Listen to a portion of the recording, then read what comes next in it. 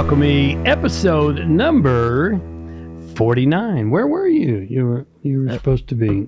Welcome. I was playing with my phone. Cutting me off. Yeah, you're not supposed to be playing with your phone when we're doing a podcast. So, episode number 49. If you've been following along, you should know. And if you haven't been, why not?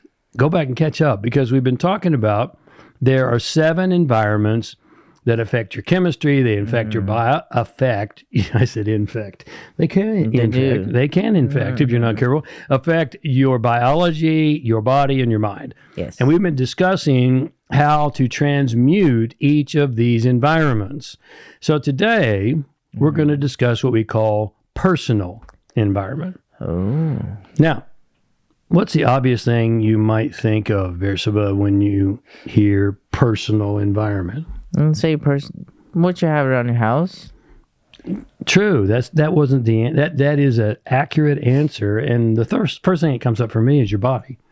Oh. Your personal environment. We're going deep. So I got you. And it also includes places and structures that you spend a lot of time in, like your home, your office. All those things are true, and we're going to cover those more actually next week. Okay. But there's more to this as well. The ultimate environment that you spend 24/7 is what? Your body. Your body. So let's talk for a moment about the environment of your body. And let's talk about 5 fundamental aspects of your body: strength, flexibility, endurance, stamina, and energy. So go. Okay. Strength. You gotta be strong. You want to arm wrestle? Let's arm wrestle here. I don't think. No, I would be embarrassed on the podcast if I got beat, which is highly possible. But strength. No comments. Yeah, it's the no, he's strong. Thank you, honey. Emotionally strong, but that is true. That's a fact. That's a fact. Strength is obviously how much weight can you lift? How much weight can you push? The strength of your body. Physicality strength. Physicality, okay. Right. And then you've got flexibility. How flexible are you? Yeah. Can you touch your toes? Can you even see your toes? Can you see your toes? If you can't see your toes, you probably can't touch them. I can kind of see my toes. You can see your toes. So how flexible are you? Because here's something that we'll suggest to you, and consider it deeply. An inflexible body is a reflection of an inflexible mind. Let's do that again. An inflexible body is a reflection of an inflexible mind. Is mouthing me. No, I'm a ventriloquist. I changed my voice. Yes. So, because body and mind are interconnected, there's a whole school of study called psychoneuroimmunology, which is a mouthful, but your psycho is your mind, neuro is your body, immunology is the health that you have or don't have. So, your flexibility is important. So many people have a lot of physical strength. You see this in the gym, but they're not very flexible. Not physically. No. Then there's endurance. How would you define endurance, Bersabeh? It's how long can you go? That's right. How long can you endure? What's the difference between endurance? No, but you hit it. What's the difference between endurance and stamina? Stamina. I don't know. Maybe stamina is how much you can take. No. Yeah. Well, it could be. Yes. Stamina is the degree of output that you can have. You can have a high degree of stamina, but not much endurance. I gotcha. So you could run sprints, but you can't run long distance because it takes endurance. Sprints take stamina. So you need both. And then there's energy, which we've talked so much about. How much energy do you have?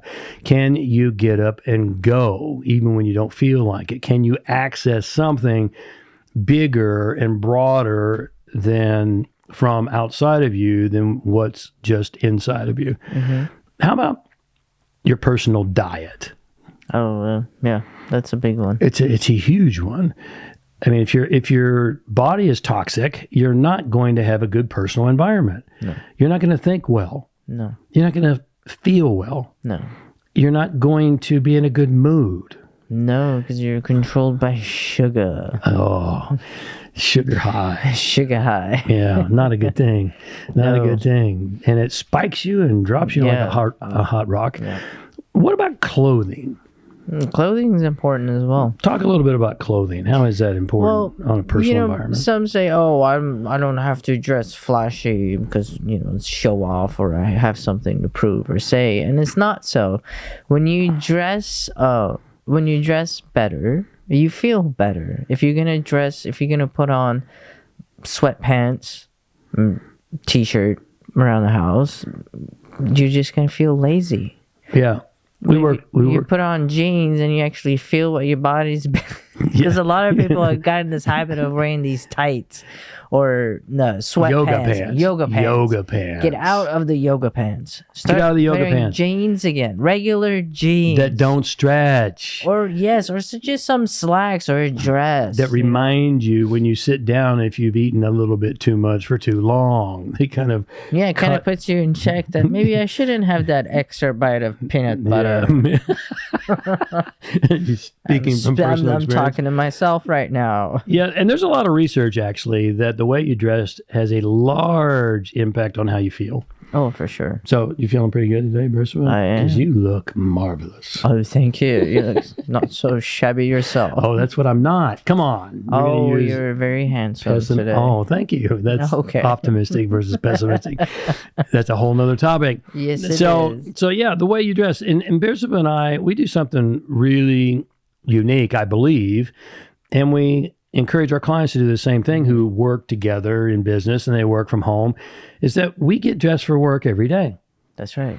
And then when the day is over, we go downstairs and leave our offices upstairs where we are right now, and our library's up here as well. And we get dressed for night. Yeah, so it's not just the top half that's dressed nice. That's right. I will prove it to you. Yeah. Please prove it to them. Can check her out. On the chair. Yeah. Look at this. These are slacks. They're slacks. They're slacks. Aren't they nice? So, yes, we dress for work and we dress nice and we feel like working and we feel professional. And then we go down and we get casual. We change. We get casual for dinner. Because we're home from work. And we're home from work and we spend time together and we hang out and we talk and we eat dinner and all those kinds of things. So that's a way to transmute the way you feel and the way you behave and the way you perform just through the way you dress. Yes. And again, research backs this up. What about personal gifts you've been given? We're talking about personal environment. What about personal gifts that people have given you? Those are very important too. Whose energy are you carrying in your environment, in your personal environment? So you're suggesting that everything has energy in it. Oh yeah. Right. So if you have an ex, get rid of everything that belongs to the ex. Or the ex gave you. That's right. Why would you even want to hold on to it for? Yeah, good point. Let it go. I can't tell you how many clients we've worked with who got divorced and they still are sleeping in the same bed that they were sleeping in when they were married. Yeah, no. I mean, no. Or they want to take each other to the cleaners. Why? So you can be reminded of each other in your next relationship? No, you can have it. It's all yours. Everything I have, yours. Yeah. Move it on. Bersabeh and I have cleaned out a lot of things more than we can even enumerate. Yes. And please remember that everything in life is either moving you forward or it's holding you back. There's no neutral. Everything counts. So what specifically must you do to practice alchemy at a personal level? What's one thing you would suggest that our viewers do to practice alchemy at a personal level, to clean up their environment, personal environment? Well, I would say start with your clothes. And go on. Oh, you clean out your closet. I mean, look at what you have in there. Do you even wear the things you have in there? Are you even attracted to the things that you have in there now that you want to wear? Or you just put it on because it's easy? Go through your things and throw out what you don't use, and maybe it's time for a change. Yeah, maybe you step up your game a little bit and clean up. Doesn't mean you have to, invest tons of money on it. Not at all. You could look really nice for not that much. Bersabeh and I clean out our closet at least once a year, and I'm sorry to say, and I'm not sorry to say, because we practice this principle. But there's been many times when Bersabeh has thrown out dresses that still have tags on them. They didn't fit anymore. I've put on some weight. Okay.